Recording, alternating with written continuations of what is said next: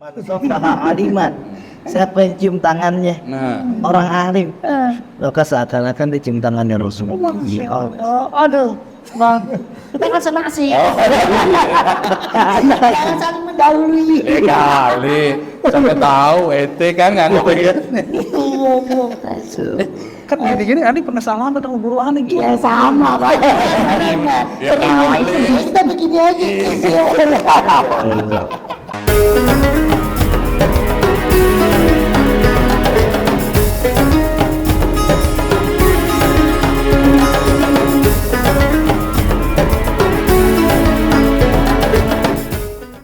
Nah, sekarang gimana kalau kita ngebahas tentang keutamaan ulama?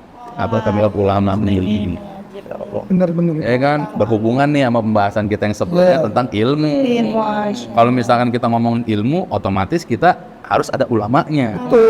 Kayak gitu kan tadi yang kayak seperti Akung bilang, kalau misalkan dari Google gimana, ya kan harus ada guru kita yang benar-benar seorang alim.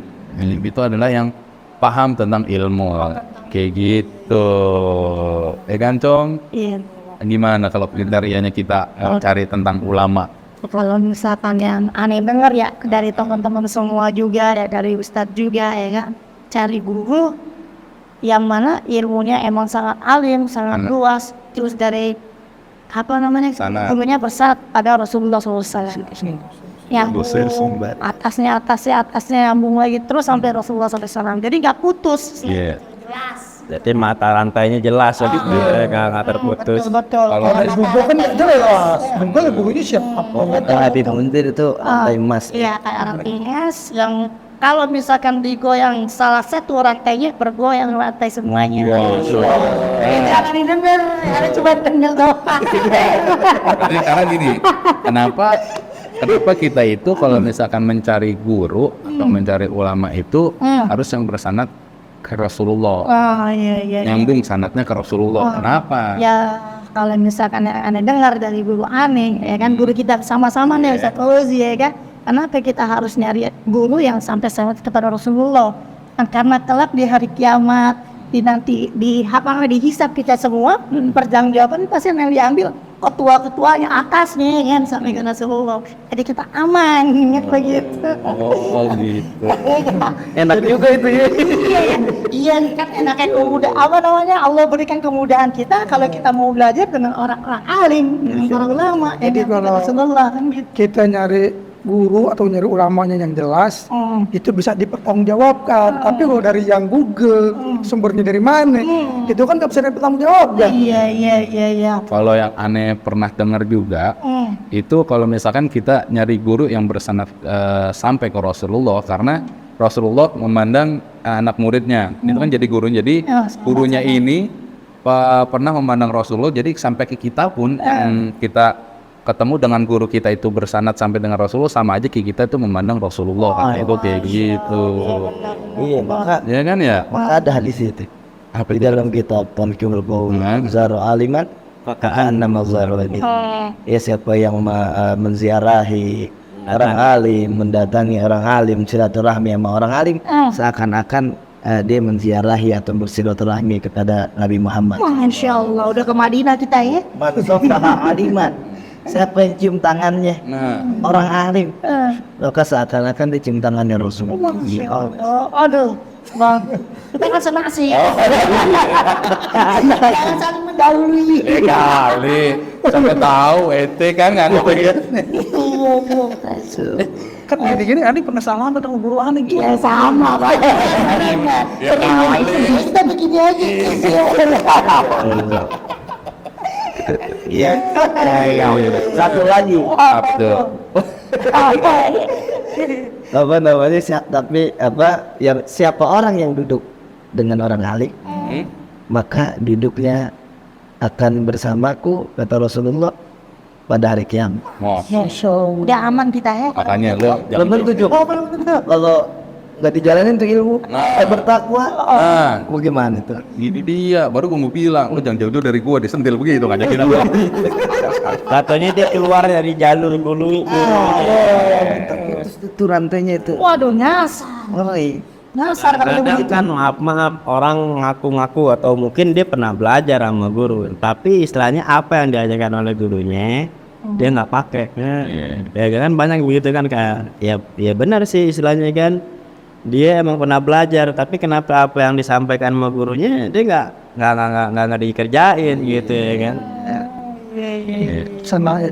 Jadi hitungannya sama aja kayak dia punya pengetahuan dari gurunya tapi itu nggak diamalin lagi, malah diselewengin lah, bisa dikatakan gitu ya. Terputus dia tuh ya, jadinya kan. Misalkan yang batil dibilang yang hak, ya dari hak dibilang yang batil, balik ke mediri.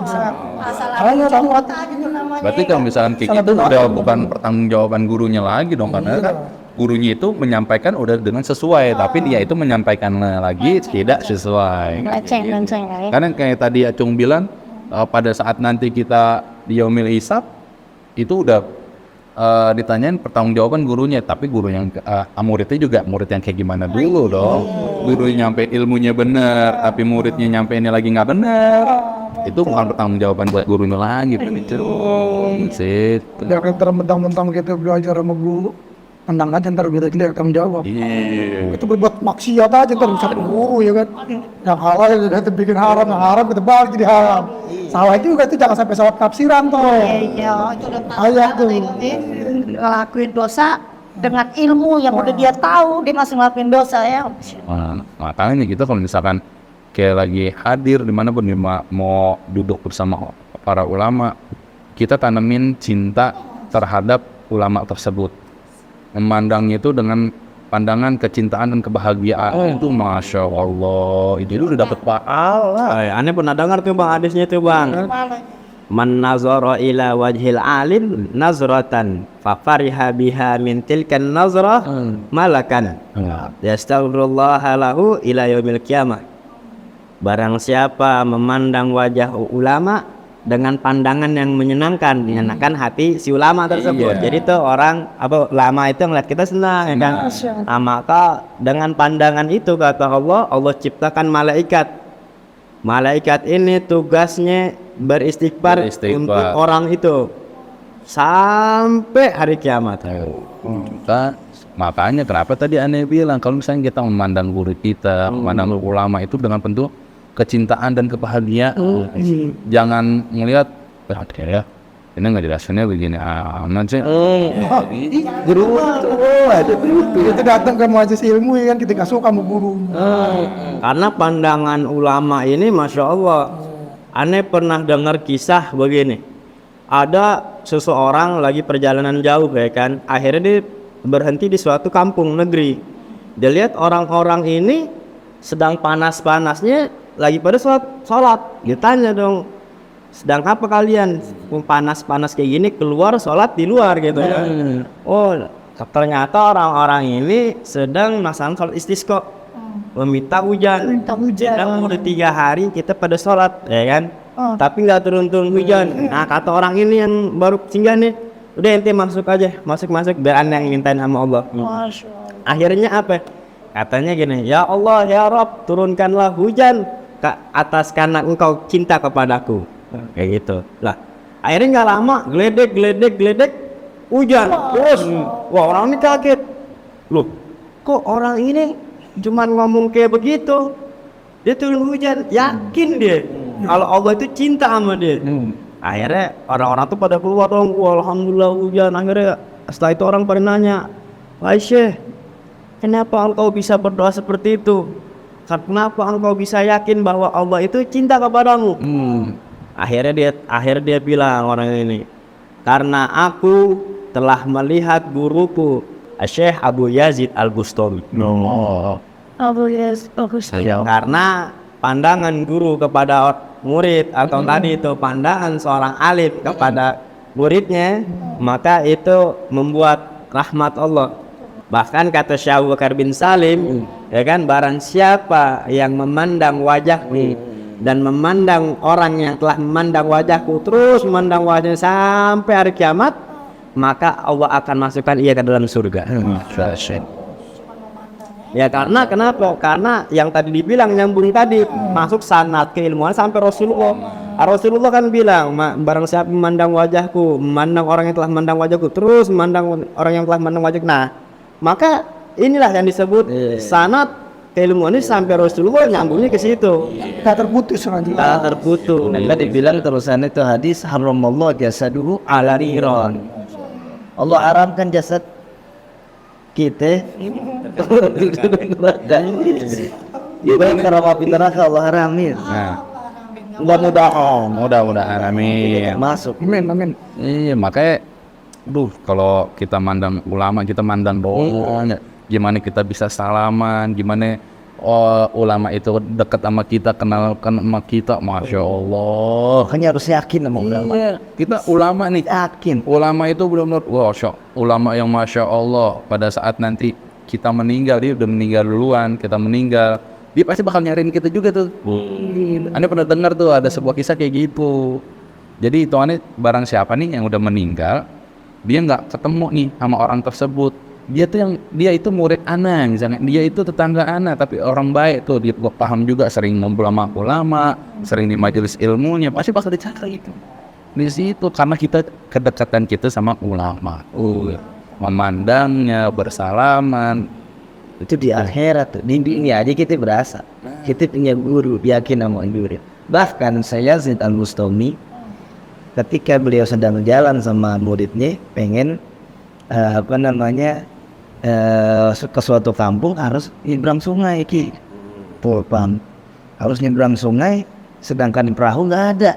Habis itu gimana ya Syekh, muridnya nanya, ya saya Yazid, gimana cara kita menyeberangi ini sungai? Atau saya Yazid, ayo kita jalan di atas air. Jalan di atas air. Iya, kita jalan di atas air. Tapi syaratnya saya nyebut ya Allah, engkau nyebutnya ya Aba Yazid, ya Aba Yazid, ya Ahya Yazid. Nah, akhirnya jalan betul di atas air. Saya Yazid nyebutnya ya Allah, muridnya Aba Yazid, ya Aba Yazid, jalan di atas air. Ketika telah nyebrang ya, pas lagi nyebrang masih di atas air, muridnya ada sesuatu di hati, ragu. Masa guru saya nyebut ya Allah, saya nyebut nama guru saya. Pas ragu nyemplung deh, jatuh, nyebur, diambil tangannya, diselamatin teh. Cuman gara-gara gak yakin sama guru. Itu di dunia begitu. Gimana kalau di akhirat?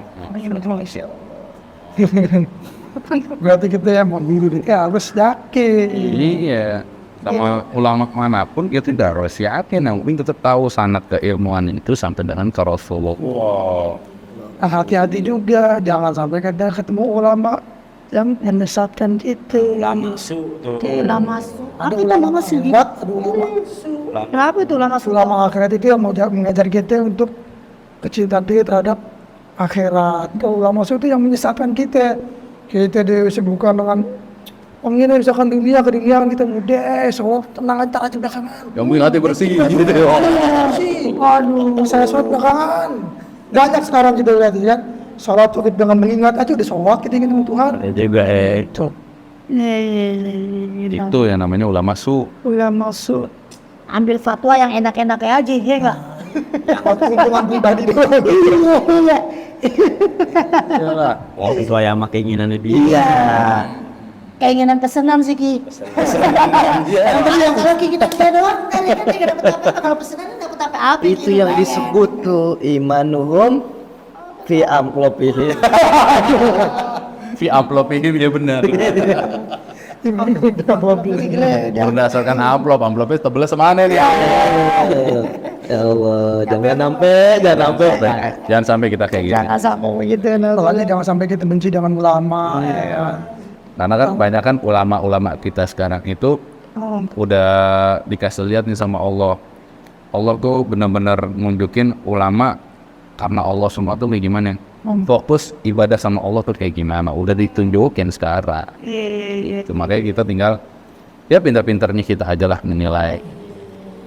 Tuh. Untungnya kita punya guru sekarang. Ini ya. Makanya kemana-mana yang penting kita yakin sama guru kita. Kayak tadi yang Mbak Is bilang mau nyebrang ke air aja kita jalanin di air, di atas air. Yang penting yakin jangan sampai ada keraguan. Itu apalagi kita Kita nggak punya guru, siapa yang benerin kita? Google kalian tadi ya benerin.